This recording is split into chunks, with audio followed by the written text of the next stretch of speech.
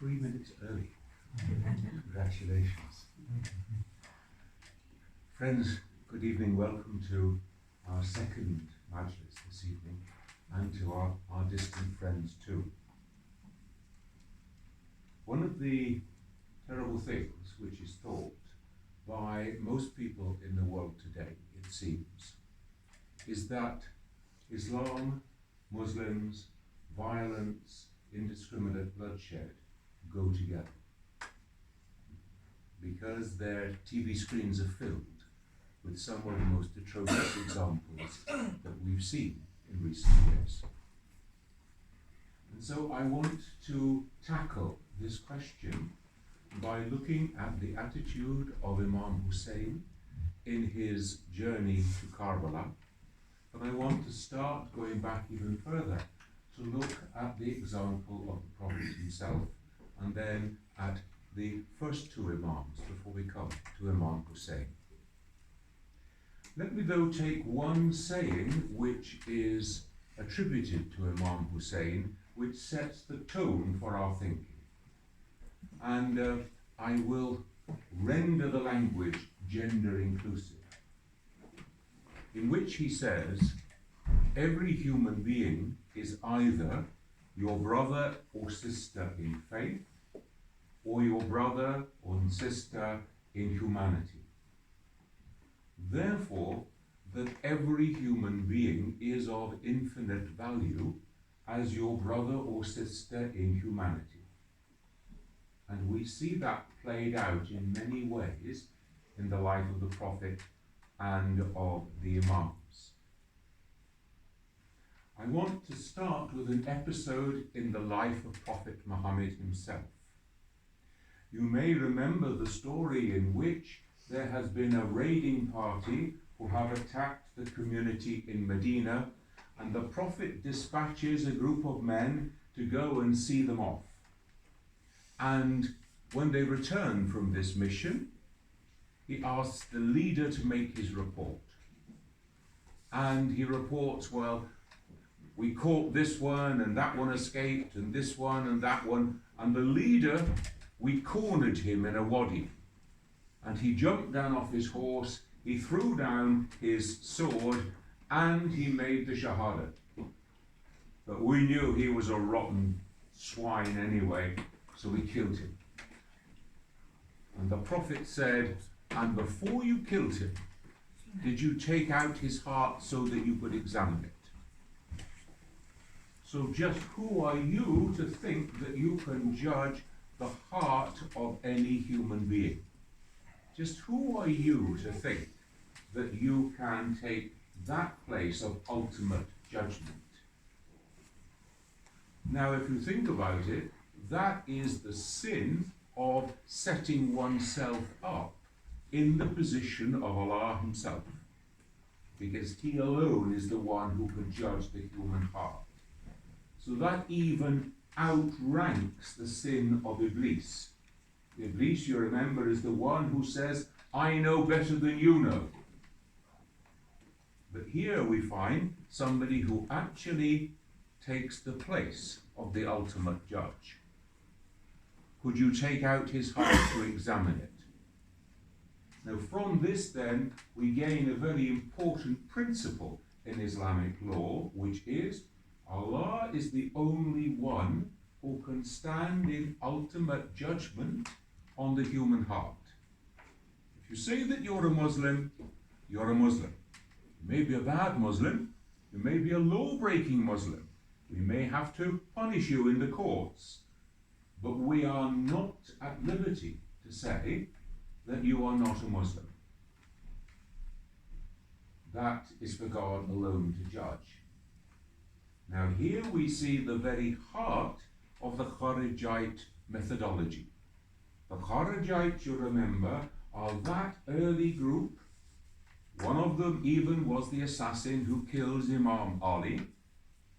Now the Kharijites said, we human beings can judge your heart, because what's in your heart will show in your actions. If you say that you're a Muslim, but we do not see the actions of a Muslim, then it's proof positive that you are not a Muslim. So we can set ourselves up to judge you, any human being. By your actions we are able to judge you. Now the Kharijites, of course, never die out in human history. That is the ideology that stands behind a group like ISIL, where ISIL would say, we are the only true Muslims. If you're not with us, this is proof positive that you're not a true Muslim. Therefore we can kill you. Now, ISIL are the extreme end of this. But much further along that spectrum, there is a tendency in every human being to want to sit in judgment on others. If I'm right, you must be wrong. If I'm pious, you must be impious. If I'm doing the right thing, well, you must be doing the wrong thing. And what this teaching is saying to us is, only Allah can judge the human heart. And that is then a fundamental principle that we need to keep repeating to ourselves and also within the society in which we live. If you go back to the very earliest days of the Prophet and his small community in Mecca, you remember that the community never gets to be bigger than about 350 people. And they live under persecution in Mecca from the year 610 to the year 622, over 12 years. That persecution is such that the Prophet sends nearly a third of his community away to take refuge, as we would say, to become refugees in Abyssinia. Now that persecution gives us the first martyr of Islam. The woman Sumaya, you remember, who refuses to give up her faith even though she is tortured and she is abused and ultimately she dies. Now what was the practice of the Prophet during this time? He was going round strengthening the people of his community. We must endure, we must persevere, we must try to keep the faith, to survive in this situation. He doesn't call for acts of terrorism or sabotage against the people of Mecca, for example.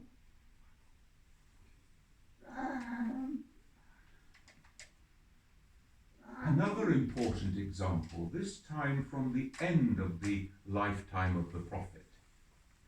You remember that in the year 629, he has a dream vision that he should go and make pilgrimage to Mecca. Now at this time, Mecca, you remember, is a closed city for Muslims. And so he announces that he is going to go and make pilgrimage, and a substantial group of people, 700 the tradition tells us, were going to make this pilgrimage with him. And they were all fired up. What will happen?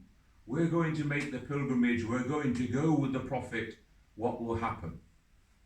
And then you remember that as they draw closer to Mecca, a delegation from Mecca comes out and they stop them at Hudaybiyah. And they say, you go no further. And the Prophet says, let's talk about this tomorrow. So in the morning then, there's a council, a meeting, and the Prophet negotiates with them.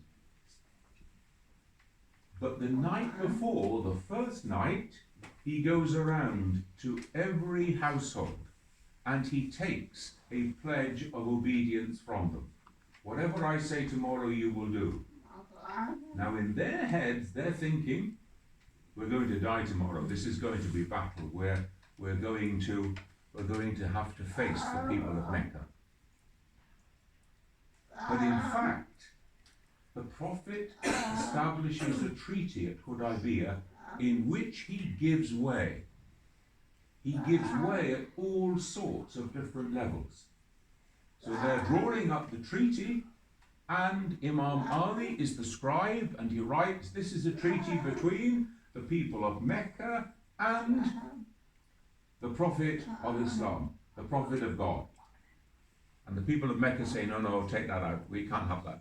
We're not going to accept that in this treaty you're going to call him the Prophet of God, because we don't accept that. And so it is taken out. And the Prophet actually says to Ali, I will scratch it out myself with my own hand. And at every step, he gives way. And the end point is that he establishes a treaty so that there is a connection between the people of Mecca and the Muslims of Medina. They can go and visit Mecca, they can trade with them, and the next thing we know is that Mecca becomes a Muslim city without the shedding of innocent blood.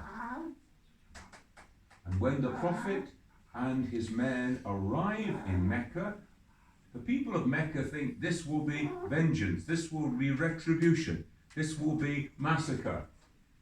And instead the Prophet says, all those of you who want to be spared, go to the house, stay there, and then you will be free. There will be no retribution against you. So we see the way in which the Prophet again and again is seeking to avoid bloodshed.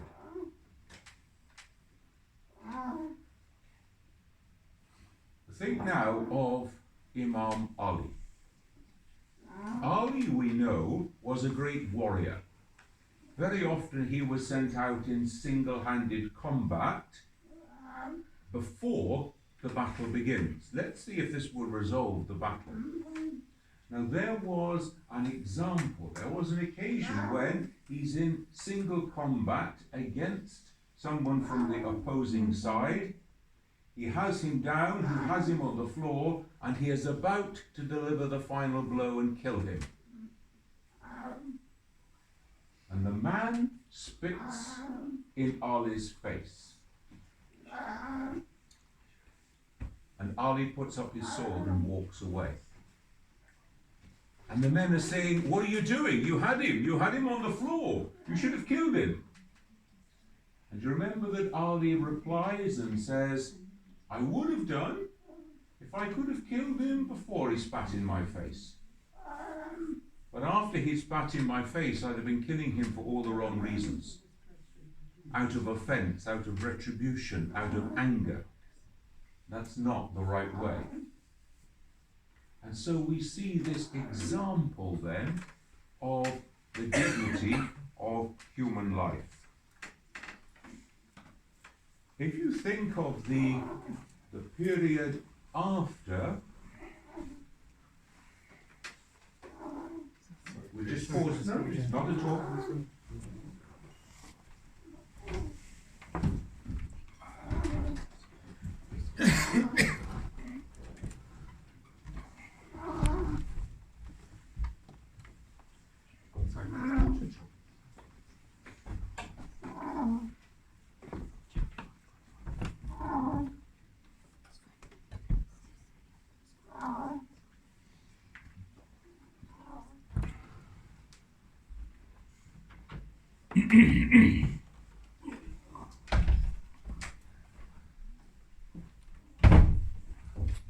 If you think again of Imam Ali at the Battle of Siffin, we know that this was a staged piece. They were going to be a major bloody battle.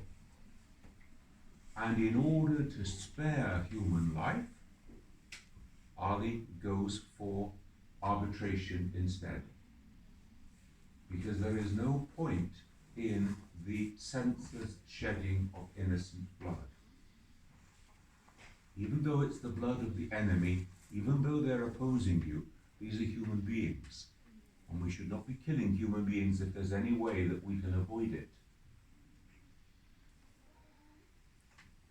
If you think then immediately after the death of the Prophet, Now we know that in this crucial period, Imam Ali and his immediate family members know very well that he is the one designated by God through the confirmation of the Prophet himself, that he is to be the successor, the head of the community.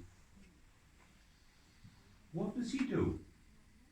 Now he knows that if he had struggled to claim his right, there would have been civil war. And almost before the Prophet had been buried, Muslim would have been fighting Muslim, and blood would have been shed. And so he withdraws. He makes his position clear, and he takes a step back in order to save human blood. Think again. In his death throes, after he has been assassinated, in which he commands that there shall be no retribution. Now remember, traditional Arab society, if you kill an important person or the son of an important person, we come and kill 500 of yours. This was a traditional way of dealing with things. But Imam Ali instructs there should be no retribution, not one person, except the one who has done the deed.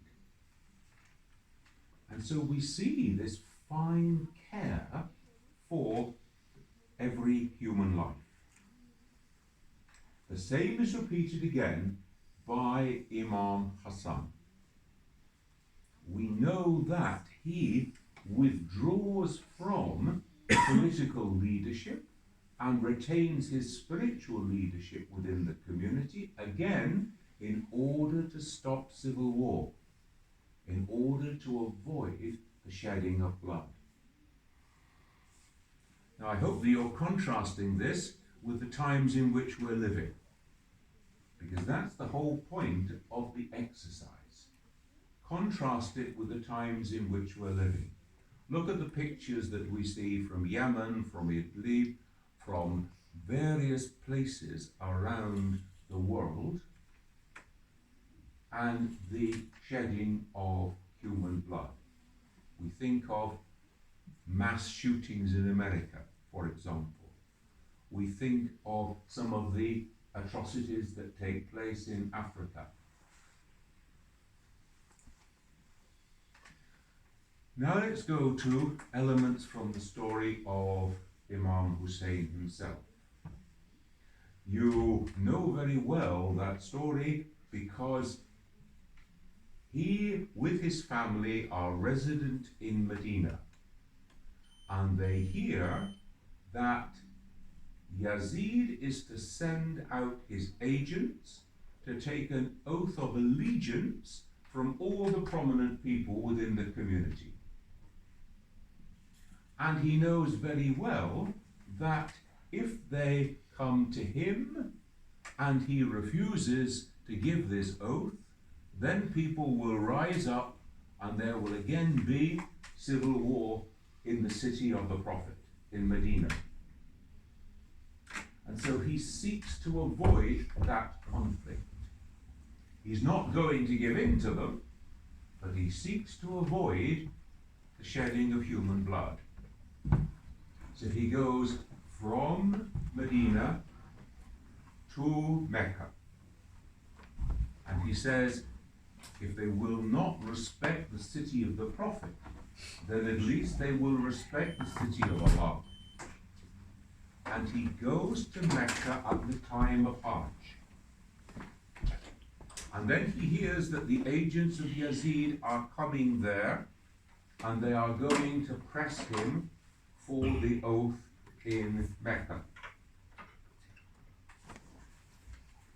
And he leaves Mecca during the Hajj itself.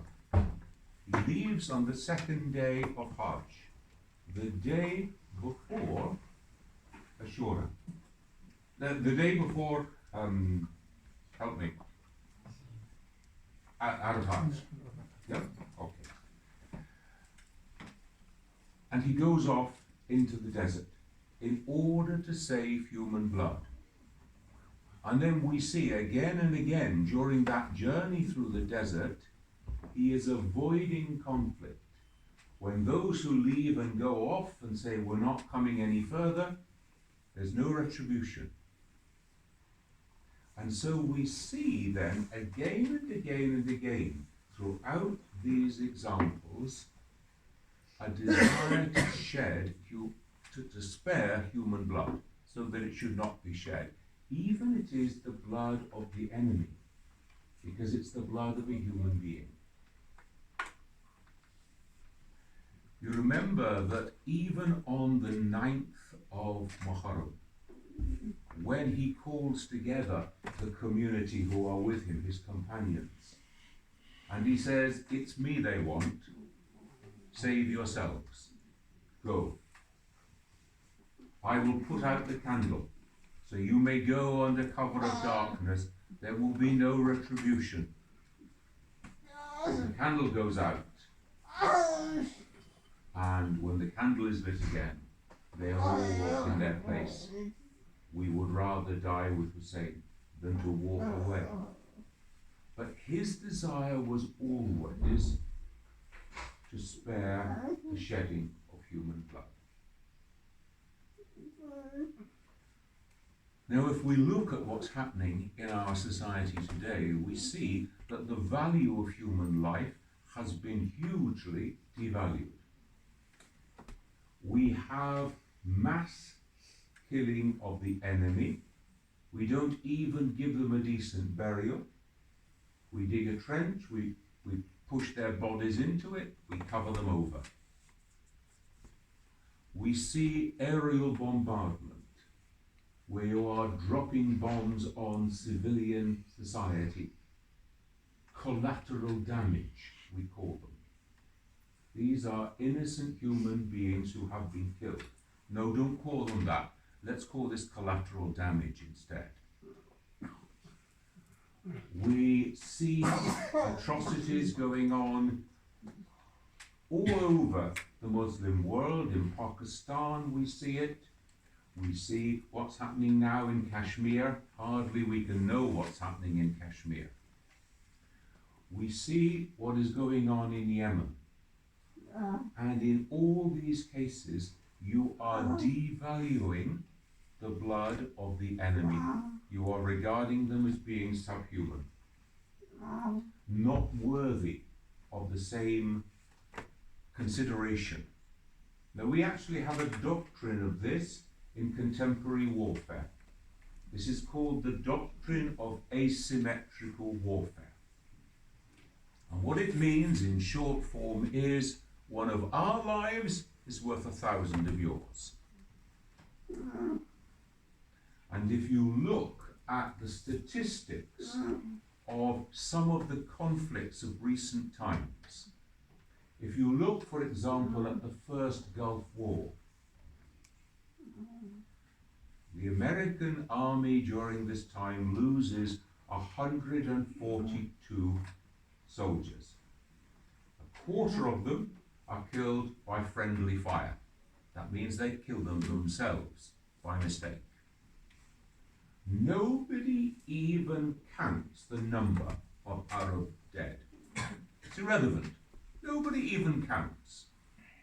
The estimates go from 100,000 to 200,000. So if you pitch it right in the middle, you've got 142,000. One of our lives is worth 1,000 of theirs. So that you have a doctrine of asymmetrical warfare, or another way of putting it, that you can wipe out the enemy as though they were cockroaches, as though they were ants running in the ground. Now, if we then deny the humanity of other human beings, just because they happen to be from a different group, from a different country, from a different ethnic group, from a different religious group, then we have denied our own humanity. And this is happening again and again in our society. including, of course, at the hands of some people who call themselves Muslim. And that is the image which the world is seeing when it sees Islam and Muslims. These are people who destroy innocent life. And that, of course, is then worked up by a certain propaganda, because the more that you can make your people believe that the enemy are somehow subhuman, then it makes it much easier to kill them. And we've seen that growing more and more in European warfare over the last 150 years. So we have got a crisis in our contemporary world when it comes to warfare. And the crisis is this: we have so removed the one who pulls the trigger, the one who presses the button, from the act of the killing, that we have industrialized the process of killing. If you have blanket bombing of a city, you just call the human beings who are killed collateral damage. If you fire missiles and you're sitting in comfort somewhere in a computerized control room, perhaps thousands of miles away, pressing the buttons to send the missiles, you have no consciousness that these are human beings that you are killing. These are little blobs on your screen that you are destroying. Now you can see that many computer games are exactly little blobs on the screen that you are killing. Of course, nowadays, many of these computer games have become much more graphic, much more real, and they actually aren't little blobs, but they're things that look like human beings. So we have a big crisis of awakening the conscience of humankind to the value of all human life.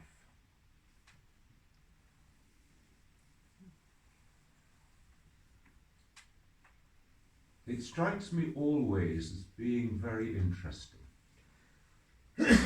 One of the hadith of the Prophet, which is in both Sunni and Shia collections, is to say, you are to go to any length to keep far away from the hudud. You are to go to any length to keep far away from the ultimate punishments for the crime. Now you are going to find some extenuating circumstances. There's some reason why we shouldn't execute this person. There's some reason why the highest tariff punishment should not be given. So we see the intense humanity of the Prophet here, instructing the judges, go to any length necessary to find some reason that you can say those are extenuating circumstances. And we find actually exactly the opposite is happening. One of the pictures that so horrifies people is when they see a country that says, we're going to Islamize our system, we're going to bring in the Sharia. Of course, when they're going to bring in the Sharia, they never think the first thing we will do is that we will drive out all corruption from our society. We will take out those who have gained wealth through corruption. No, the first thing they do is that they pick on little people. People who stole a loaf of bread because their family was hungry, and they cut their hand off.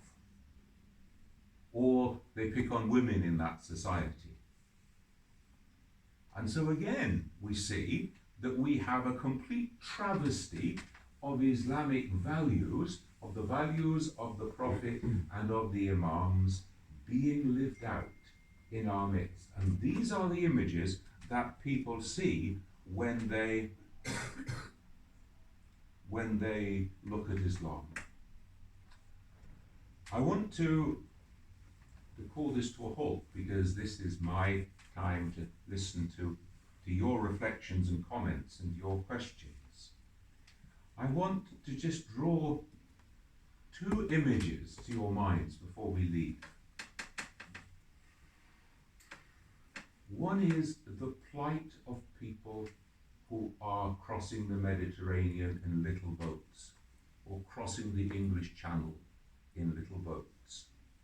In other words, migrants whose humanity has been denied again and again and again in that process. Why did they leave their village in Africa? Because there was no future. There was only going to be hunger and starvation. So we've nothing to lose, why don't we give it a try? If you've nothing to lose, what have you got to lose? And then they've been exploited by the traffickers all the way along, who deny their basic humanity. And then they make it into the little boats. You've seen pictures of them absolutely packed out, crowded. You wouldn't think that it could get 10 meters from the shore. And then when they're rescued, their humanity is denied, they're not allowed to land. Now I know that there are all sorts of political elements here, and we have to think about those too. But I'm thinking about human beings who are suffering, who are my brother and sister. Because that's what the Prophet and the Imams are teaching us. These are my brothers and sisters. And this is a question that we have to work with. And then let me end by another saying from the Prophet. And this, in my view, must have been very much to the forefront of Imam Hussein all the way through the days in which we're thinking. And that is when the hadith says, the greatest jihad is to speak the word of truth into the face of a tyrant. The greatest jihad is to speak the word of truth into the face of a tyrant. It's not to go around killing people, committing atrocities. The greatest jihad is to speak the word of truth into the face of the tyrant. I shall now pause.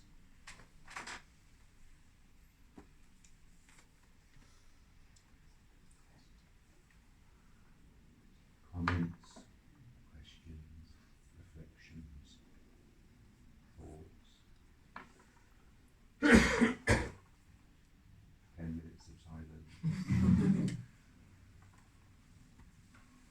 Coming in on Facebook. Ask him what you're telling me.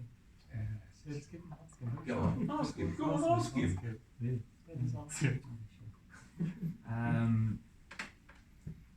You said about the technology being just become a blip on the screen, right? So isn't it because our technology is advanced that we can't see the humanity, whereas before it was because they didn't have that same level, and because they were combating each other face to face, they had that ability to feel and see the human being right in front of them, whereas now they don't. But can you argue it's because of that technology that's the reason why they can't? I think it's certainly part of it. You see, if you were to take another human being by the throat and squeeze and squeeze and squeeze until they die in your hands, or if you were to take a knife and plunge it into a body and you're covered in the blood of that person, you'd be very slow to do it a second time. Because the humanity of that person and you're causing the death of that person is very upfront and personal before you. As soon as you've got a bow and arrow, you've a distance. As soon as you've got a gun, a rifle, a modern rifle can kill at a mile's distance. So what do you see? Well, we see, some vague figure in the crosshairs of our sights. So the further your distance from the act, the easier it is to believe that this isn't really a human being that you're killing. Yeah. And that's where the technology comes in. Now, that then places more and more reliance, more and more weight on the conscience of the generals, the conscience of the soldiers. Because you have to supply for the fact that it's now at a distance. Before, when it was right close up, face to face, every individual has to face that reality.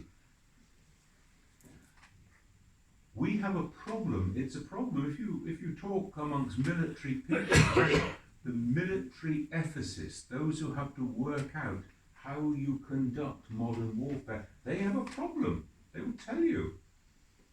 Because the rules of combat that kept us going for many centuries have now become unworkable in this modern technological age. As soon as you start to develop long-distance cannon that can fire a shell over 20, 30 miles, you've no idea what's going to happen when it lands. As soon as you develop aerial bombardment, no matter how smart your bomb is, once it hits the ground, boom.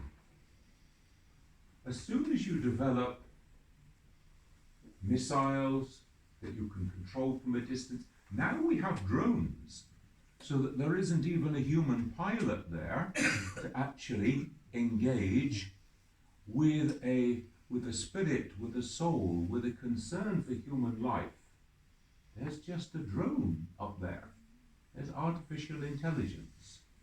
And that really that's our challenge. Now, you can't turn the clock back. That's our problem. But what it does then is actually place more and more of a moral burden on us to say, how do we regulate human action so as to respect human life? And that's a big open challenge. We haven't yet worked that one out. But that's why we have the mass destruction that we have in contemporary warfare and in contemporary acts of terrorism. But hasn't that just been devised that way to enable that humanity to go away from war? And it's actually something that's done on purpose and with planning. I think that there's a great deal of psychological conditioning that goes into that, yes. And it's done in order to exert your technology, to use your technology over against the humanity of the other. Yeah? But then that has to be challenged. Because these are political decisions taken by people that we are supposed to be electing. So we therefore have a responsibility. If something is done in my name, I have a moral responsibility for it. No, if my money is being used to turn people into slaves, I am morally responsible. If my money is being used to promote this kind of weaponry, I have a moral responsibility. One question from one of our Facebook viewers. How can we spread the teaching that is to see each other as brother and sister? I think the first way that we can do that is to actually live by it ourselves. To live by it in the sense that we oppose in our own nafs, our own weakness, our own temptation, any possibility of treating somebody as being somehow less important, less worthy of life than we are. So we can only start by changing ourselves. I'm always struck by that verse in the Quran. You remember in the days of Jahiliyyah, as we say, in the days before the coming of the Quran and the Prophet in the Arabian Peninsula, if there were too many girls in society, now girls were a liability, because girls have to get married and other raiding parties come and they capture the girls and so on. So if there were too many girls, well, you just killed them. You buried them alive, you left them out on the hillside overnight, and that was the way that they dealt with it. And the Quran cuts right into that and says directly, you are forbidden from this practice. You're not allowed to do it. And indeed, it says to the men, you remember, let not your face be clouded over when you hear of the birth of a girl, when you were awaiting the birth of a boy. And so again, the fundamental equality of all human beings is there. And then you remember the verse goes on to say, and on the day of judgment they will rise up, those infant girls, they will rise up to accuse those who did this. Now there's a powerful message. The victims will rise up to accuse. Yes, sir. Do you think the Sunni do less prayers than the Shias?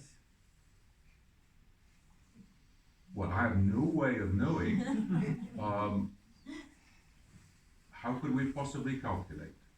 What is the? Do you think in our society, I think we're doing, not all the society, in our sects, we do a lot of prayers, but I think we do less action of it. Do you think the prayer is kind of, do you believe in? I don't know how we could possibly comment or calculate from one community to another. I mean, mosques are pretty... No, I meant personally, if I asked you personal yeah. question. You see, what is the purpose of prayer?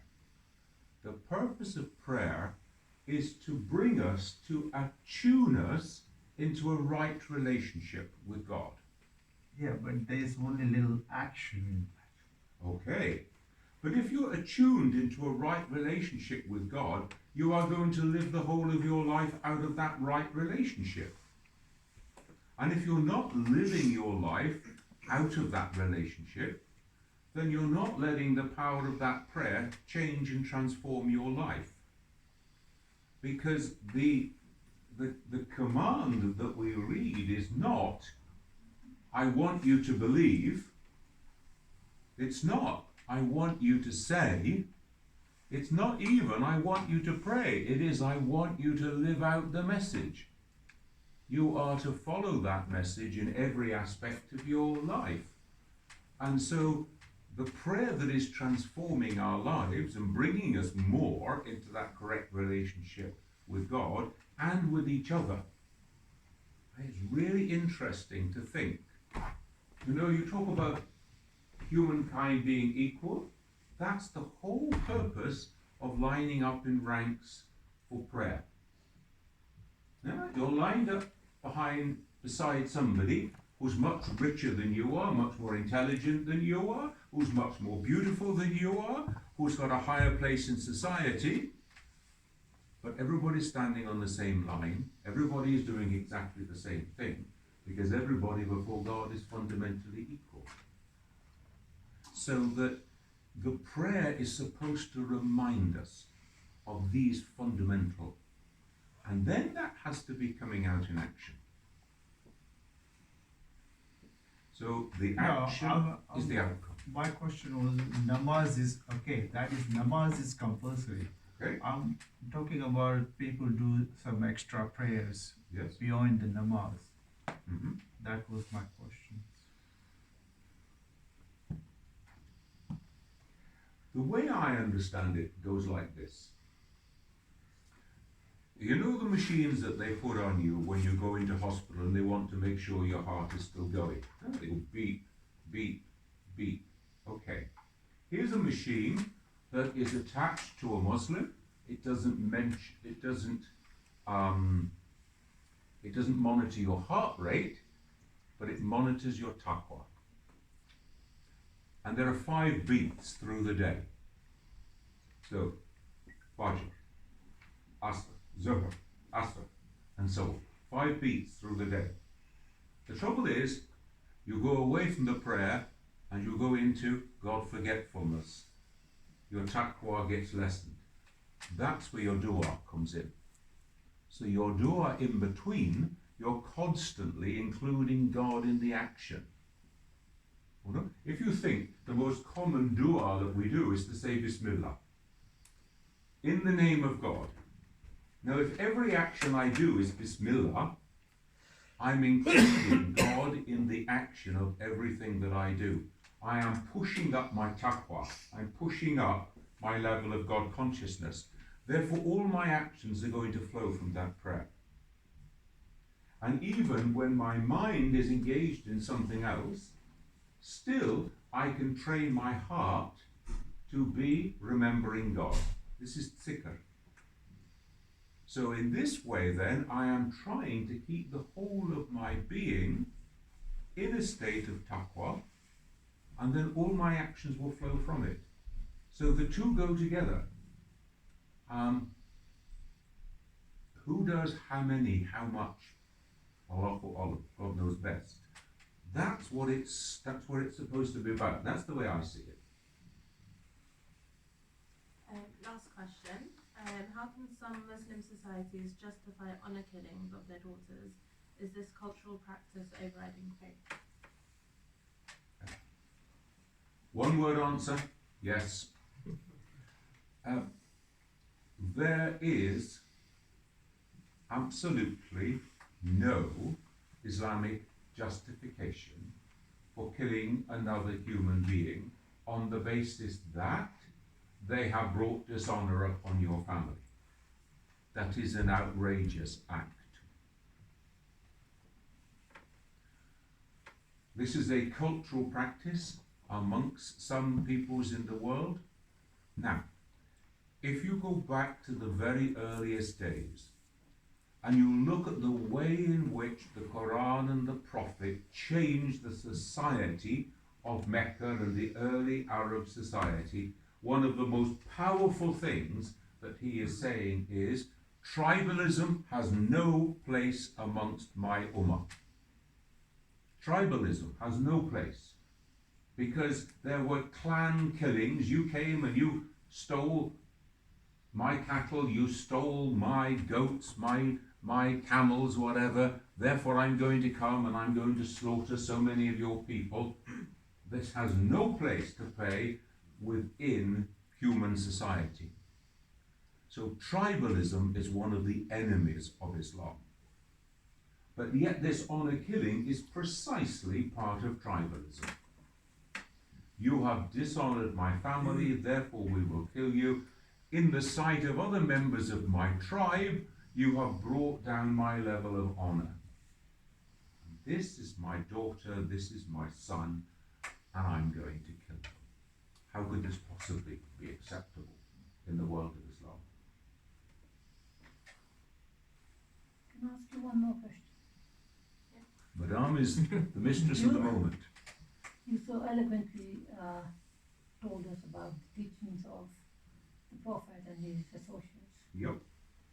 How do we, and then you reflected that in here and now, how do we, as Muslims here, portray that image to the masses when the media is against us? Yeah.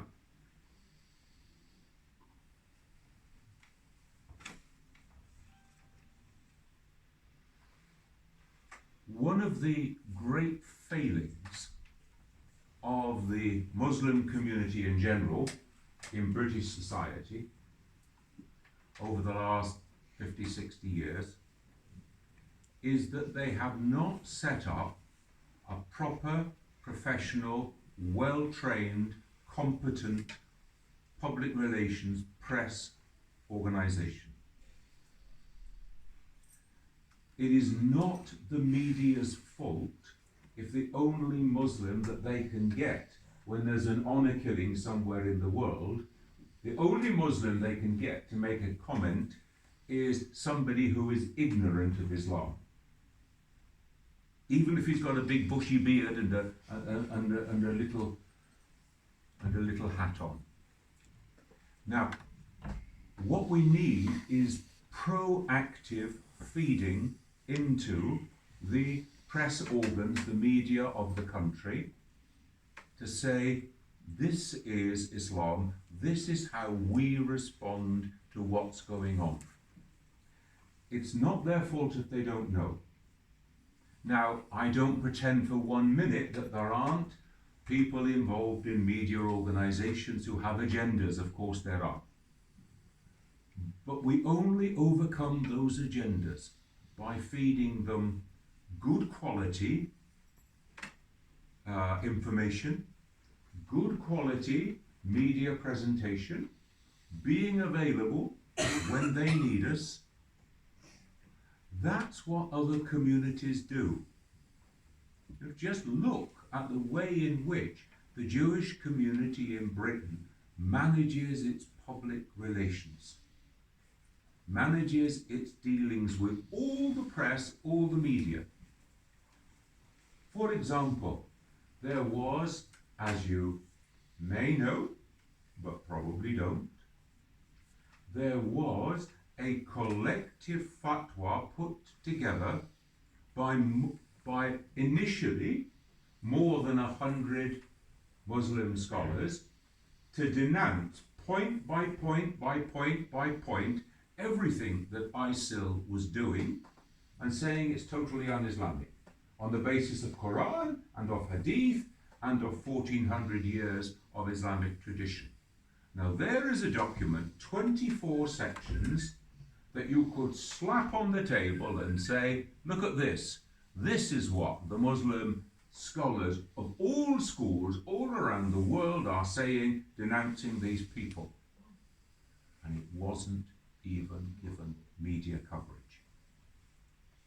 If that had been a document, if that had been the Jewish community in that situation, the day that that document was released, they would have had it on every front page of every newspaper.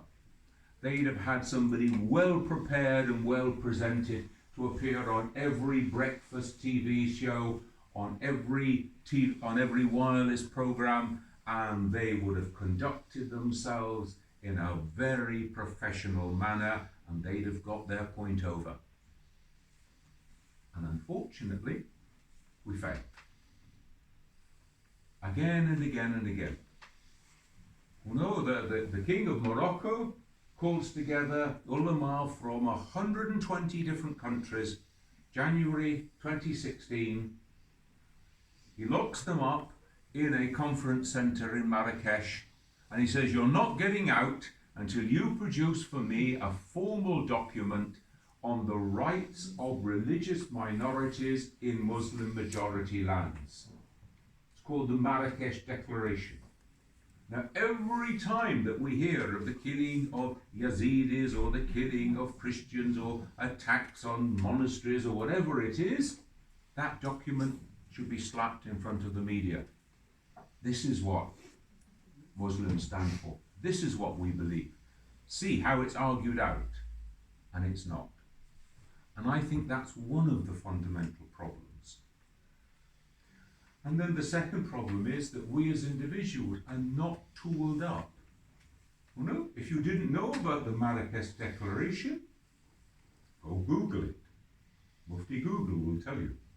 If you don't know about the letter to Baghdadi denouncing ISIL and all they stand for, go Google it. You could even go to my website and you find it there. But we need to tool ourselves up for this. Not to say, I mean, it's used to, you know, I don't even have a beard. You know, it's useless me standing up and saying, oh, Islam doesn't permit this. You know? Who am I to say that? But if I can draw a heavy gun and say, look, hundreds of Muslim scholars from all over the world, from every school, uniting together to condemn this, that's a heavy punch. We need to do our bit by tooling up. We need to organise. No, things are not getting better. Things are not getting better here in Europe, for goodness sake. You know, just look at where we are. We need a press body. Professionally trained, professionally skilled, utterly reliable. Ring them up and you get sensible, good, solid comment every time. That way, the organs of the media would learn who to talk to. And they wouldn't go to the kind of idiot who says honour killings are acceptable in Islam. And those idiots are there. Plenty of them. Plenty of them. But that's what we need to do, I think.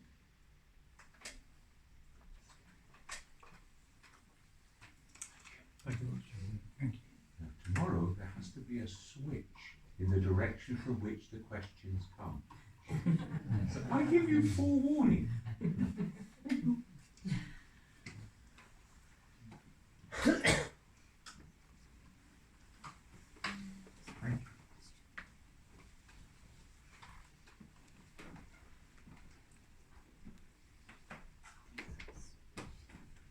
Bismillahirrahmanirrahim. Today is the fourth night on Muharram. Our majlis continues. We will recite Nawaz to mourn the great loss in Karbala. Our eyes will shed more tears and our martyrdom will increase. Let us focus our minds on Hussein in Karbala. He has hardly 72 men with him, while day by day Yazid's vulture-like men are gathering in large numbers to kill Hussein. On 9th Muharram, Yazid's commanders decide to fight Hussein and his men. They blow the trumpets to start the battle. Hussein was not ready to fight. He called his brother Abbas, the commander of his small army.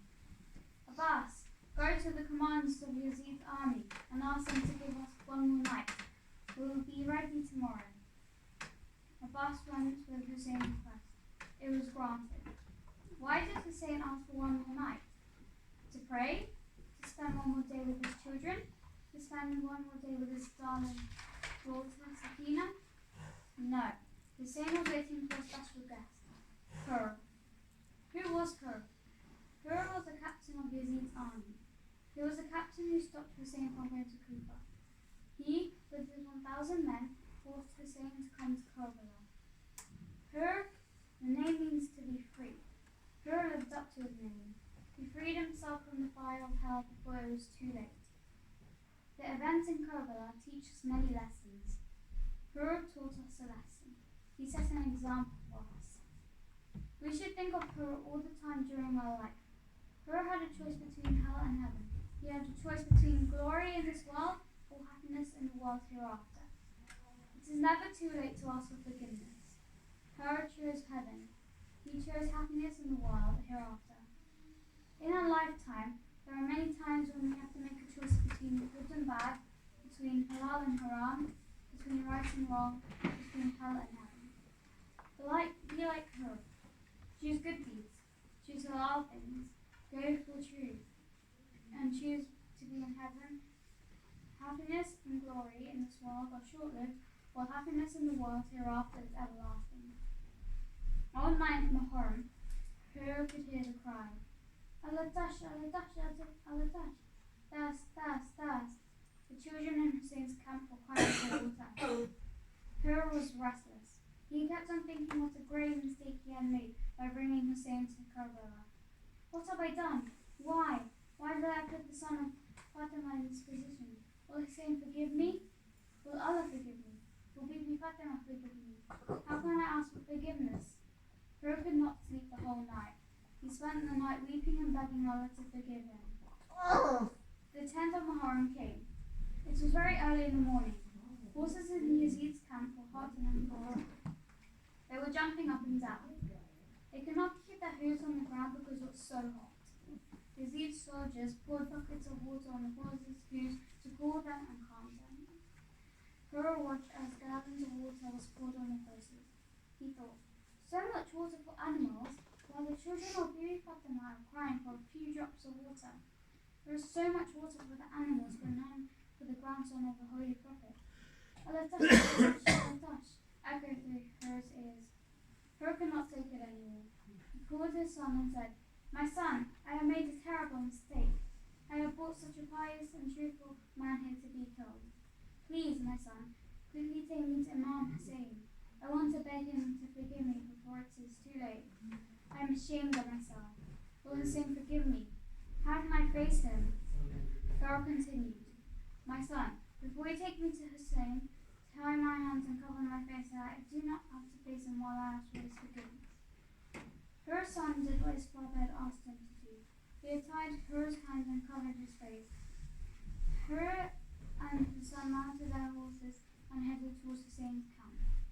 Abbas, who was guarding the tent, saw the two men coming towards him. He thought they were coming to attack them. He pulled out his sword and warned them to stop where they were. Imam Hussein also saw the two men. Abbas, my brother Abbas, put your sword back. Those two men are not coming to fight us. That is Hurr, my special guest. I have been waiting for him. Let us go and receive them, Abbas. Imam Hussein and Abbas went to meet Hurr. Welcome, Hurr. Welcome. I have been waiting for you. Hurr threw himself at Hussein's feet. My master, please forgive me. Please forgive me. I am extremely sorry for what I have done. I am ashamed of myself. Imam Hussein took Hurr in his arms and said, Hurr, my friend, I forgive you. Are you sure that my grandfather, my father, and my mother have also forgiven me? Come with me, Hurr. Imam Hussein, Abbas, Hurr, and his son rode back to the tents. It was Fajr time. Ali Akbar gave his arm. They all prayed the Fajr Salat. Soon after that, Yazid's soldiers blew the trumpet to start the battle. Hurr asked Imam Hussein for permission to go and fight with the enemies of Islam. Hurr, you are my guest. You have only been with me for a short time. I have not been able to look after you properly. I have neither fed you nor have I been able to give you water. At least spend some time with me. No, Hurr. No, I cannot let you die. You are my guest. Hurr did not give up. He kept on insisting on being the first to go to battle. Imam Hussein then thought that the longer Hurr stayed with him, the more he would suffer from thirst and hunger. Imam Hussein gave permission to Hurr. Go, Hurr, go. Be a man, Allah, Hurr. Imam Hussein himself mounted Hurr on his horse. Hurr went to the battlefield. He was a strong and brave man. He fought the battle gallantly, and Yazid's men to help. Eventually, Hurr came off his horse. Severely wounded, he called for Hussein. Master, master, come quickly. Let me see you for the last time. Hurr was taking his last breath. Imam Hussein placed Hurr's head on his lap. Fi aman Allah, Hurr. Go, Hurr, go. My grandfather is waiting for you. My father and my mother are waiting for you. We will be joining you soon in heaven. Fi aman Allah, Hurr. Imam Hussein, with tears in his eyes, prayed to Allah. Ya Allah, please forgive Hurr and grant him a place in heaven. Hurr died on Imam Hussein's lap, and Abbas and Ali Akbar helped Imam carry Hurr's body to the tent. Inna ilayhi wa inna ilayhi raji'un. We are from Allah, and to him we will return.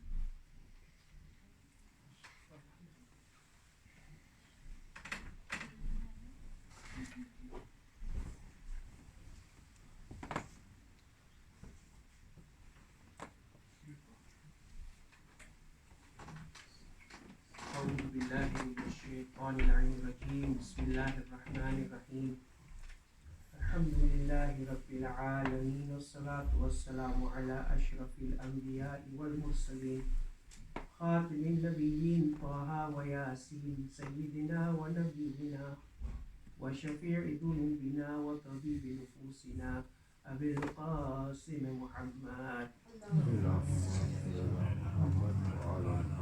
وعلى آله الطيبين الطاهرين المعصومين المظلومين. रसूल खुदा पाक पैगंबर ની हदीस છે कि इन्ना लक़त्ल हुसैन हरारतन फी क़ुलूबिल मुमिनीन ला तबरद अबदा कि खरेखर हुसैन નો zikr કયો zikr આશુરાનો કત્લનો zikr મોમિનના દિલની અંદર એક એન્ઝાઇટી કહીને આપણે હરારા એક ગરમી पैदा કરે છે અને એ ગરમી કદી બી પાછી ઠંડી થતી નથી. કહેવાનો મતલબ એ છે કે આને આપણે હદીસમાં એ મળે છે કે એક હદીસ છે આ ઈમાની કે તેઓ કહે છે કે કુલ્લુ યૌમિન આશુરા કુલ્લુ અર્દિન કરબલા, હરેક દિવસ કરબલા છે, આશુરા છે, અને હરેક જમીન જે છે એ કરબલા છે. જેમ આપણે ગઈકાલ કહ્યું કે ઇમામ હુસેન કહે છે કે મારો મકસદ એક છે, અમ્ર બિલ મારૂફ અને નહી અનિલ મુનકર. એ આખું રજબનો મહિનાથી જે એમને સફર શરૂ કર્યું તા આશુરાનો દિવસ, અને આશુરાના દિવસ પછી એમની બહેન જનાબે ઝૈનબ જે પછી ત્યાંથી લઈને કુફાથી અનેક ગામડો થઈને શામ જઈ એ પાછા મદીના આવ્યા, એ બધુંનો મકસદ એક હતો, અમ્ર બિલ મારૂફ અને નહી અનિલ મુનકર. આ હદીસની અંદર રસૂલે ખુદા ઈ કહેવા આપણે માંગે છે કે તમે રસૂલે ખુદા ઈ કહેવા માંગે છે કે તમે જ્યારે હુસૈનને યાદ કરશો ત્યારે તમારા દિલની અંદર જે હરારત પેદા થશે એ શેની હરારત છે? હા, મઝલૂમિયતની છે, પણ સાથે ફાયદો શું છે? ફાયદો એ એટલા માટે છે કે તમે પછી અમ્ર બિલ મારૂફ અને નહી અનિલ મુનકર તમારે પોતાની જિંદગીમાં અપનાવો. અને એ ખાલી આશુરાના દિવસને એટલા માટે કહે છે કે કુલ્લુ યૌમિન આશુરા કુલ્લુ અર્દિન કરબલા. એનો મતલબ કે હરેક દિવસ તમારી રીતે, કોઈ બી રીતે, તમારી રીતે જેવી રીતના બની શકે એમ લોકો ઉપર તમે અમ્ર બિલ મારૂફ કરો અને નહી અનિલ મુનકર. કારણ કે ઇન્સાન જ્યારે એક જાનને બચાવે છે, ક્યાંથી બચાવે છે? જહન્નમથી બચાવે છે, તો અલ્લાહ એના ઉપર નીચી નજર કરે છે. બીજા ઇમામના જમાનામાં ઇમામ હસન અલૈહિસ્સલામ મુઆવિયા બિન અબુ સુફિયાન કે યઝીદના બાપ, યઝીદ આવે છે જ્યારે સુલેહ થઈ ગઈ અને શામની હુકુમતને મક્કમ કરીને આવે છે મદીનામાં પોતાની હુકુમત બતાવવા માટે, એની શાન શોકત બતાવવા માટે. જ્યારે આવે છે ત્યારે પહેલા જે આવે છે મોટા હસ્તીઓ જ્યારે અંદર ઘરે છે મસ્જિદ નબવીમાં બધાને હાથમાં એક થેલો આપે છે. શેનો થેલો આપે છે? પૈસા લેવા માંગે. જ્યારે ઇમામ હસન આવે છે ત્યારે એને આપે છે તો ઇમામ હસન લઈ લીધા. અને જ્યારે ઇમામ હસન જોઈ છે કે એ મસ્જિદમાંથી લે છે અને પાછા નીકળે છે, તો એક બાળક છે, એક જણ છે કે એ ઇમામ હસનને જોઈ છે ને એના શૂઝ હતા, ચપ્પલ હશે, જે હશે, જે રાખ્યા હતા, એ જ્યારે એમને આપે છે તો ઇમામ હસન થેન્ક યુ કેવી રીતના કહે છે, અને આ થેલી લઈને તું જા. હું આવ્યા વિચારમાં પડે છે. હું આવ્યા ને પછી સમાચાર છે કે એક ફાર્મ છે, એને બાગીગા ફાર્મ કહે છે મદીનાની અંદર, કે જે બહુ ફર્ટાઇલ ફાર્મ, અને હું આવ્યા ચાહતો હતો કે એ લઈ લે, કે જેનાથી પછી એટલે વેચેનો પૈસાનો જોર ઓછો થઈ જાય. તો ઇમામ હસનને તે ઓફર કરે છે. ઇમામ હસન કે વેચવા વિચાર નથી. હું આવ્યા કે છે તમે જે માંગવા હું દેવા તૈયાર છું, મને આ ફાર્મ જોઈએ છે. ઇમામ હસન કહે છે કે આ ફાર્મ અમારું છે, અહીંયા જ રહેશે. 9મી મુહર્રમ, જેમ ગઈકાલે કહ્યું કે ઉમર ઇબ્ન સાદ જે છે ને, ઉમર ઇબ્ન સાદ જે છે ને, સાદ બિન અબી વક્કાસના દીકરા, ને અબી વક્કાસ જે છે એક રસૂલનો મોટો સહાબી, બહાદુર સહાબી કે જેને ઘણી ફતહ કરી. જ્યારે ઇમામ અલી સાદને કહે છે કે એ સાદ તને એક કહું કે આગળ જતા શું થશે, એક પ્રોફેસી તને આપું, તારો દીકરો મારા દીકરાને કત્લ કરશે. સાદ કે છે અસ્તગફિરુલ્લાહ, મારો દીકરો ને તમારા દીકરાને એ કદી બી ન થઈ શકે. ઉમર ઇબ્ન સાદ જે છે એનું દિલ નતો ચાહતો કે ઇમામ હુસૈનને મારી કરે, પણ એના માટે એક હુકુમત હતી, હુકુમતે રાય, કે જે આજે આપણે તહેરાન કહીએ છીએ ને, એ જમાનામાં બહુ ફર્ટાઇલ લેન્ડ હતો. એની અંદર વીટ ને ઘઉં ને બધું ઉગતું હતું. એની લાલચમાં એ ઇમામ હુસૈનને કતલ કરવા ગયા. 9મી રાતના આશુરના એક દિવસ પહેલા, અને તમે કરબલા જાશો તો મકામે જે ગયા છે, જ્યાં મકામે અલી અસ્કર છે અને જ્યાં મકામે અલી અકબરની વચમાં એ મકામ હજી છે, કે જ્યાં ઇમામ હુસૈન ઉમર અબ્ને સાદ સાથે બેસીને વાતો કર્યા. અને ઇમામ હુસૈન ઈ ટાઈમે 7મીને આપણે કહીએ છીએ કે પાણી બંધ થઈ ગયું, જુલ્મ શરૂ થઈ ગઈ. 9મી સુધીમાં લશ્કર મોટો આવી ગયો. હેરાન છે બધા ઇમામ હુસૈનના કેમ્પમાં, કે જેઓને ટેન્ટ્સ જે છે ત્યાં બધા બચ્ચાઓ બાયડીઓ બધા હેરાન છે. ખોફ છે લોકોમાં. ખોફ એટલે કે જોયે છે, ડરે છે કે શું થાય છે. ઈ હાલતમાં ઇમામ અમ્ર બિલ મારૂફ ઉમર અબ્ને સાદને કરે છે. એ ઉમર અબ્ને સાદને કરે છે કે તારા હાથોને મારા લોહીથી ને રહું. તું કરે છે પૈસો માટે.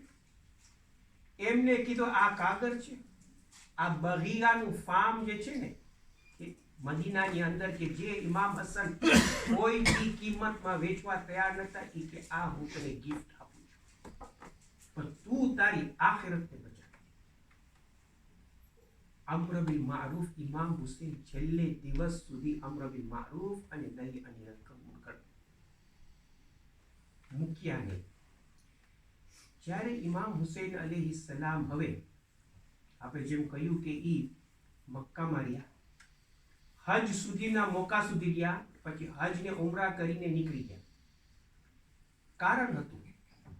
અને જ્યારે એ નીકળ્યા ત્યાંથી, કારણ કે લોકો ચાહતા હતા કે એને ત્યાં શહીદ કરે કે તો કોઈને ખબર ન પડે કે આ ખબરે કોઈ આવી ગયા, કોઈ ગુંડાગીરી થઈને ઇમામને મારી નાખે. ઇમામ કે નહીં, તમે મને મારશો તો હું એવી જગામાં જાશ કે ત્યાં કોઈ નથી, તો જેનાથી દુનિયા જોશે શું થઈ, વિચાર કરશે શું થઈ, ને આબદ ક્યામત સુધી લોકો યાદ કરશે અને એના ઉપરથી લેસન લેશે. જ્યારે ઇમામ હુસૈન અલૈહિ સલામ એક જગા ઉપર પહોંચે છે, તો ઈ જેટલા રસ્તો છે એ લેફ્ટ ને ડાબી બાજુ ને જમણી બાજુ, એ લોકો એક રસ્તે ચાલ્યા હતા. બાજુમાં જોઈ છે એક નાનો કાફેલો સાથે સાથે જાય છે. ભેગું નથી થતો કાફેલો, સાથે સાથે જાય છે. ઇમામ હુસૈન તપાસ કર્યું તો કહ્યું કે આ ઝુહૈર ઇબ્ન કૈન છે. ઝુહૈર ઇબ્ન કૈન હજી સુધી એને એ ઇમામ અલીને બ્લેમ કરતા હતા કે તમારો વાંક હતો કે ઉસ્માન કતલ થયા, અને હજી સુધી ઈ એના મગજની અંદર હતું. ઇમામ હુસૈન અલૈહિ સલામ ઝુહૈર ઇબ્ન કૈનને બોલાવે છે. ઝુહૈર ઇબ્ન કૈન જાણે છે કે શું થવાનું છે, એ જવા તૈયાર નથી. આગળ ગયા, એનો કાફલો આગળ ગયો. જેમ ઇમામ જાય છે એમ બીજી સાઈડમાં એનો કાફલો આગળ જાય છે. બીજી કે ત્રીજી વાર જ્યારે એમની મુલાકાત ની રજા માંગી, ત્યારે ઝુહૈર ઇબ્ન કૈનની વાઇફ જે હતા એ કે જાઓ સાંભળી તો લો. કોઈને ખબર નથી કે શું થયું, પણ બંને મળ્યા અને એક ટેન્ટની અંદર, ખૈમાની અંદર બેઠા. બંને અકેલા બેઠા. એકલા બેઠા કેટલી વાર સુધી એ નથી રિવાયતની અંદર, પણ કહે છે કે ઘણી વાર સુધી તેઓની વાતાવરણ થઈ.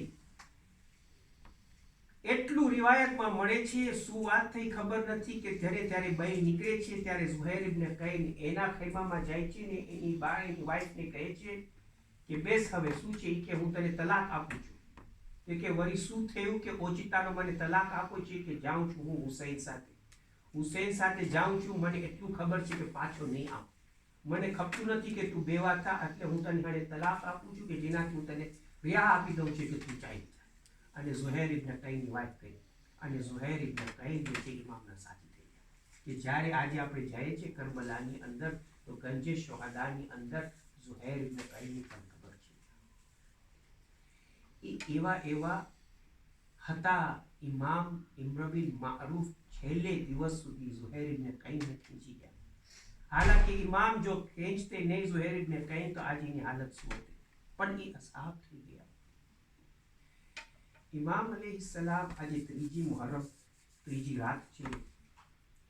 એને 3જી મુહર્રમના રિવાયતમાં મળે છે કે જેમ આપણે ગઈકાલ સાંભળ્યું કે એ જ્યારે કરબલાની અંદર પહોંચે છે, લોકોને પૂછે છે કે આ કઈ જમીન છે. તો કઈ કહ્યું કે નવા કહે છે, કોઈ કહ્યું સત્ય ફુરાત કહે છે, અનેક નામો હતા. એક જાણે કે પણ એને કરબલા પણ કહે છે, કરબોબલા. તો ઇમામ કહે કે અહીંયા બસ આપણે બેસું, કારણ કે આ આપણી જમીન છે. આ જમીન રિવાયતમાં મળે છે કે જ્યારે સિફીનની લડાઈ થઈ, ઇમામ અલી અલૈહિસ્સલામ સિફીનની લડાઈ થઈ. સિફીનનો આપણે કહીને સિરિયામાં રક્કા ને એ તરફ આગળ છે સિફીન. સિફીનના મેદાનથી પાછા જ્યારે કૂફા આવે છે ત્યારે એક જમીન વટાય છે. એક જમીન ઉપર જ્યારે વટાય છે ત્યારે ઇમામ અલી ત્યાં બેસી જાય છે. બેસીને ખૂબ રડે છે. કોઈ અસહાબ કહે છે અમે ઇમામને જોયા નતા કે આ રીતના રડે કોઈ. એટલું રડ્યા કે એનું જે છે એની જે આ દાઢી છે ભીણી થઈ ગઈ અને આંસુ ઉપર આંસુ નીકળે છે. ત્યારે લોકો કહે કે શું છે અહીંયા કે ઓચિતાનો તમે બેસીને લખી કે આ જમીન કરબલાની છે. અહીંયા મારા હુસૈનને એવી રીતના કત્લ કરશે કે જેવી રીતના ઇસ્લામની હિસ્ટ્રીની અંદર અને અરબની હિસ્ટ્રીની અંદર એ રીતના કત્લને આમ નથી થયું જેવી રીતના મારા દીકરા હુસૈનને કત્લ કરશે. આ જ્યારે આ સમાચાર ઇમામને મળે છે કે આ સરજમીન છે ત્યારે રૂકી જાય છે અને કહે છે કે આપણા ખૈમાઓ અહીંયા હશે. અને પછી બાજુમાં જો પૂછા કરે છે કે અહીંયાના રહેવાસી કોણ છે તો કે બનુ અસદ છે. બનુ અસદને બોલાવે છે અને કહે છે કે આ જમીન જે છે એની કિંમત શું છે. લોકોએ કહ્યું કે આમ છે. ઇમામ કે આ લ્યો આજથી મારી જમીન, પણ હું તમને એ જમીન હદિયો આપું છું. ઇમામે લઈ લીધી જમીન અને પછી એ જમીન પાછી હદિયો આપી બનુ અસદ. અને એમને કન્ડિશન મૂકી. એક તો જેમ આપણે સાંભળ્યું કે દફન કર્યા માટે એમને શિખામણ કરી કે તમે કરો, બાયુ તમે તમારા જો પુરુષો જે છે માણસો જે ન કરી શકે તો બાયુ તમે કરજો, અને એ લોકો ડરે તો બચાવ આવીને તમે દૂર ફેંકતા ફેંકતા અમને દફન કરજો. પણ એને એક બીજી શિખામણ કરી કે એને કહ્યું કે એ લોકો અહીંયા ખૂન રેજી થવાની છે, અમારી કબ્ર અહીંયા થશે, પણ તમે જોશો કે અમારી કબર થયા બાદ થોડોક વખતની અંદર મારા જવાર આવવા બેસે, અને જ્યારે મારા જવાર આવે તો એક કામ કરજો કે 3 દિવસ સુધી તેઓને ખવડાવજો અને પીવડાવજો. આ ઇમામ હુસૈન છે કે જે પોતાની યાદીની પોતાના જવારની પણ યાદી કરવા માંગે છે. 3 દિવસ સુધી તમે એમને ખવડાવજો અને પીવડાવજો. અને રિવાયતમાં મળે છે કે જાબિર ઇબ્ન અબ્દુલ્લાહ અંસારી જે છે એ પહેલા જવાર છે ઇમામ હુસૈન અલૈહિસ્સલામ. અને ત્યારબાદ તમે હિસ્ટ્રી જોશો તો જવારોની આવજાવ થતી ગઈ કે જે આજે આપણે જોઈએ છે કે 40ના મોકામાં 20 થી 25 મિલિયન માણસો ઊભા રહી જાય છે ઇમામ હુસૈનની સલામી માટે. આ 3જી મુહર્રમ છે. ઇમામ હુસૈન અલૈહિસ્સલામ હવે કરે શું? નહેરે ફુરાત ઉપર તેઓનો ખૈમા લાગેલા હતા. 7મી મુહર્રમના ઓર્ડર આવ્યું કૂફાથી. દરરોજના દરરોજ કૂફાથી કરબલા આજે તમે જાઓ ગાડીમાં 70 માઇલ પણ નથી, પોણી કલાકથી કલાકમાં પહોંચી જાઓ. એ જમાનામાં ઘોડામાં જતા હતા, 3-4 કલાકમાં પહોંચી જતા હતા.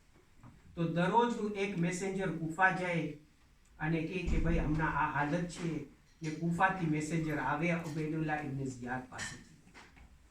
અને 3જી મુહર્રમ પછી જ્યારે જોયું કે આ હાલત છે તો ઉમર ઇબ્ન સાદ 7મી મુહર્રમના કે 6ઠી મુહર્રમના નક્કી કર્યું કૂફામાં કે ઇમામ હુસૈન ઉપર પાણી બંધ થવું જોઈએ.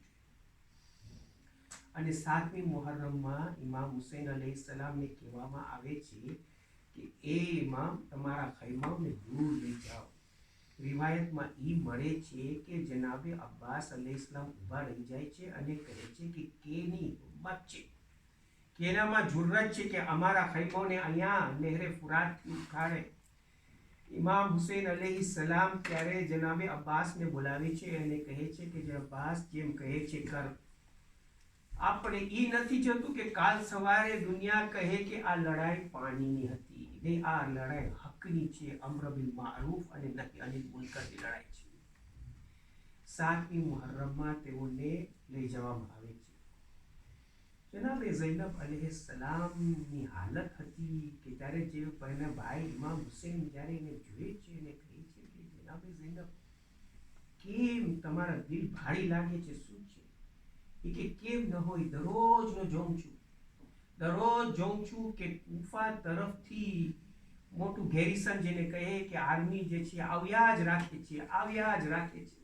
રિવાયતમાં મળે કે સૌથી નાનીમાં નાની રકમ જો હોય કે કહેવામાં આવે 20,000, બીજા કહે છે 70,000 સુધી પણ હતા.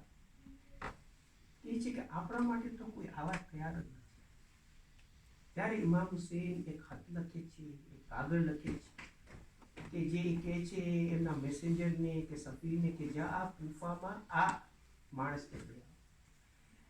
દરવાજો ખટખટાય છે, હબીબ ઇબ્ને મઝાહિર છે, એના ઘરે દરવાજો ખટખટાય છે.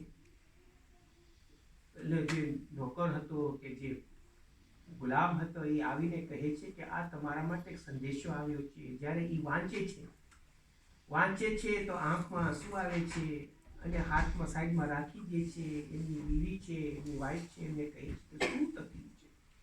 એ છે બસ હુસૈનનો મેસેજ છે, હુસૈનનો એમના તરફથી આ કાગળ આવ્યું છે. એમને કહે છે કે એ અકેલા છે, આવ એની મદદ કર. તો એની બાઈ એને પૂછે છે કે તો તમારો રાય શું છે? તે છે કે ક્યાં હવે અત્યારે જાશું? ટેસ્ટ કરતા હતા એની વાઈફ કે તમે જો નહીં જાઓ તો હું જઈશ, હુસૈન અકેલો છે. હબીબ ઇબ્ને મઝાહિર કહે છે કે તમે બરાબર, તમારે હું જન્નતને બશારત આપું છું. હકીકતમાં મારો એ ઈરાદો ન હતો, હું ખાલી જોતો તો તમારું રિએક્શન શું છે. હબીબ ઇબ્ને મઝાહિર એમના ગુલામને કહે છે, કારણ કે ત્યારે એ જમાનામાં સિક્યુરિટી હતી, કે આ ફલાણી જગાએ આ ગોરા રહીને ઊભો રહી જાઓ, હું કોઈ બી રીતે કોશિશ કરીને આવી જાઉં છું. હબીબ ઇબ્ને મઝાહિર પહોંચે છે અને એનો ગુલામ એના સાથે જાય છે.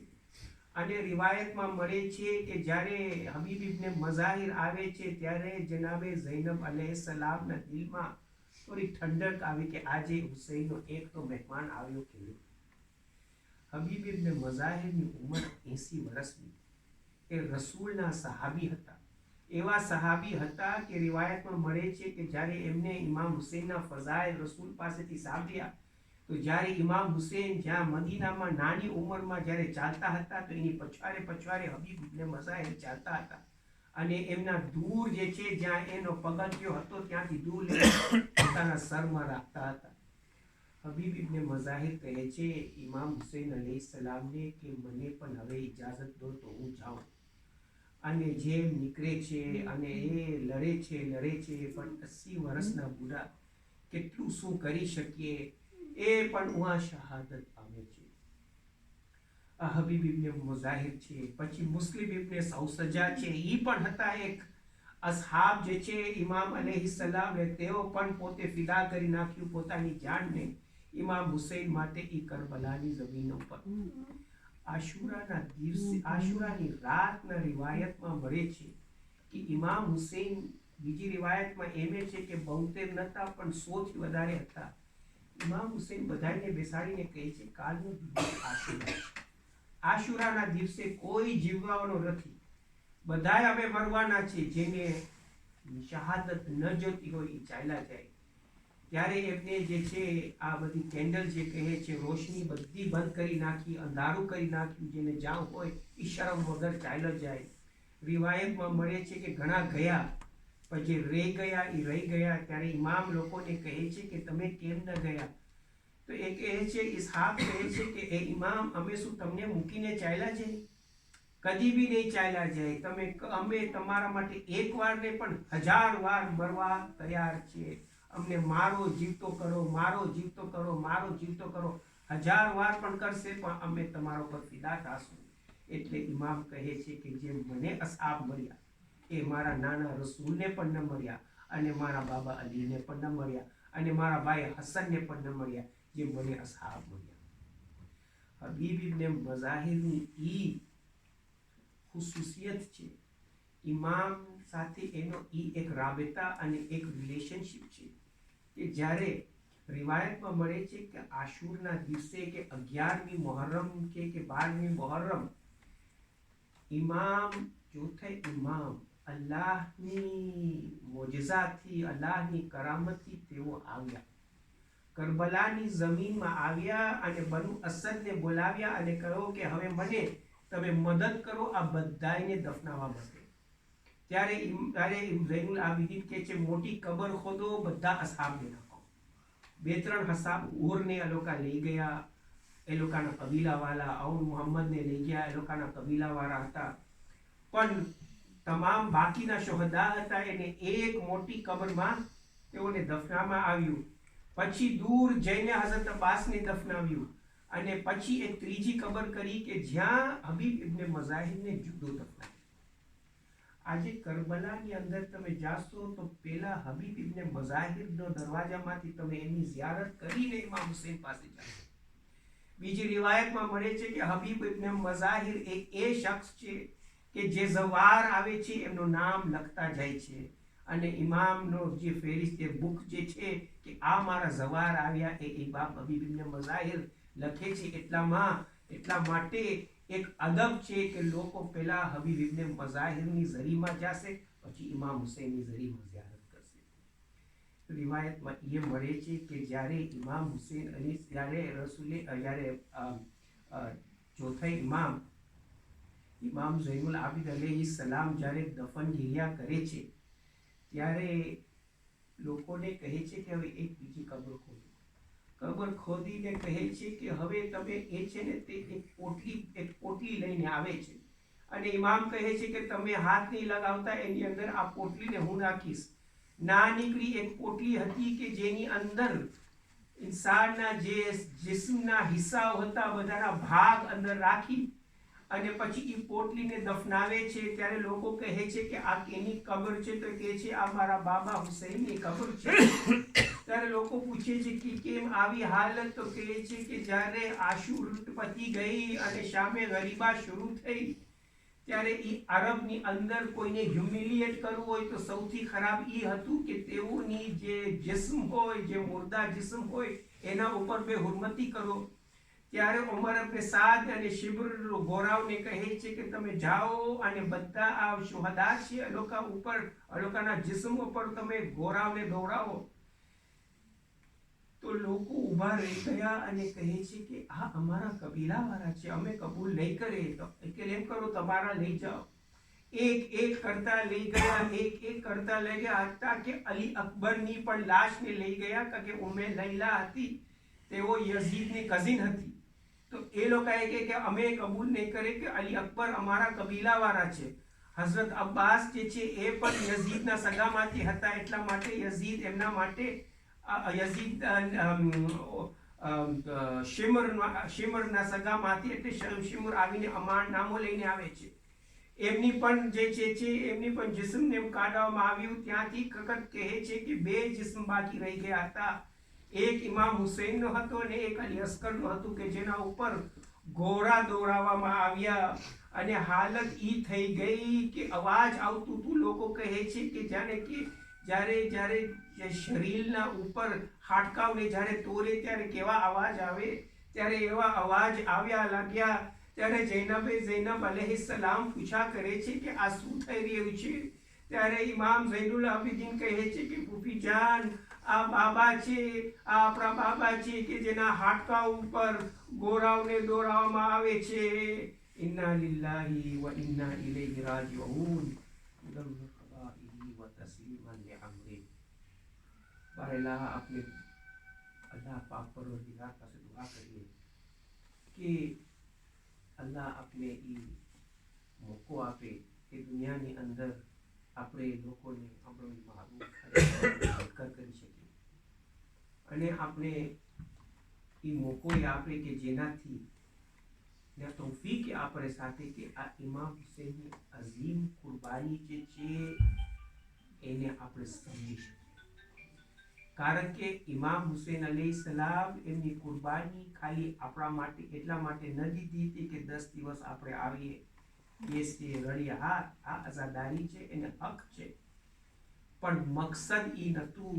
આ આઝાદારી છે, એક રસ્તો છે હક કોક મકસદની તરફ, અને મકસદ હતું કે એ આપણે દુનિયાની અંદર ઇમામ હુસેન અલૈહિસ્સલામ એક ચીજ ચાહતા હતા, અમ્ર બિલ મારૂફ અને નહી અનિલ મુનકર, કારણ કે ઈ બે જો અપનાવે તો ઇન્સાન દુનિયાની અંદર આઝાદ થાય છે, ફ્રી થાય છે. તો ઇમામ હુસેન અલૈહિસ્સલામ ઈ ચાહે છે, કારણ કે એમની એક હદીસ પણ ઈ છે કે જેની અંદર જેને કરે છે કે અગર તમે ખુદામાં માનો કે ન ના માનો, પણ તમે એવી રીતના કરો કે તમે જે દીન હોય કે ન હોય, તમે તમારી થિંકિંગ જે છે ને એ આઝાદ રાખો. કારણ કે ઇન્સાન જે છે અલ્લાહ પૈદા એ રીતના કરે છે કે એ હક તરફ જાય છે, એમનો દિલ હંમેશા હક તરફ જાય છે. પણ ઘણી વખતે શું છે, એવી રૂકાવટો આવી જાય છે કે જેનાથી ઇન્સાન હક જોઈ નથી શકતો. તો આ અશરાએ મુહર્રમ છે કે જેને બરકતથી આપણે દુઆ કરીએ કે અલ્લાહ અમારા દિલમાં જે એ કાળું જે છે ભાગ છે, કે જે ડસ્ટ જે છે, કે જે રોજ વળી ગઈ હોય એ બધીને તું કાઢ, જેનાથી આપણું દિલ પાછું ઈ માસૂમ દિલ થઈ જાય કે જેનાથી આપણે જન્મ્યા હતા, કે જેનાથી આપણે હકને પરખી શકીએ, શું ચીજ હક છે એ જાણી શકીએ.